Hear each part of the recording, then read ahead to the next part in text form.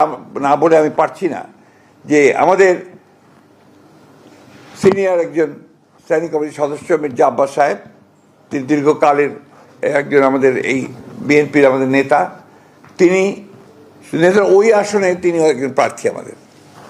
তিনি স্বাভাবিকভাবেই একজন রাজনৈতিক নেতা হিসেবে তিনি সহানুভূতি দেখানোর জন্য সাথে সাথে সেখানে ছুটে গিয়েছিলেন। কিন্তু দুর্ভাগ্যক্রমে সেই দলের কিছু ব্যক্তি, কিছু সমর্থক, আরও কিছু আপনার চক্রান্তকারী, তারা সেখানে সমবেত হয়ে উত্তেজনামূলক স্লোগান দেয় এবং এক পর্যায়ে তারা একটা মব সৃষ্টি করার চেষ্টা করে, যেটাকে আমরা তীব্র নিন্দা জানাচ্ছি এবং হুঁশিয়ার করে দিতে চাই আমরা সকল পক্ষকে। এই ধরনের আচরণ করতে গেলে বিএনপি বসে থাকবে না, বিএনপি তার জবাব সাথে সাথে দেবে। আমরা খুব পরিষ্কার করে বলতে চাই যে আমরা কোনো রকমের কোনো গোলযোগ চাই না, কোনো সন্ত্রাস চাই না, কিন্তু বিএনপির উপরে কোনো আঘাত আসলে বিএনপি কখনোই কিন্তু সেটাকে আপনার সহজভাবে নেবে না এবং তার কীভাবে জবাব দিতে হয় বিএনপি সেটা জানে।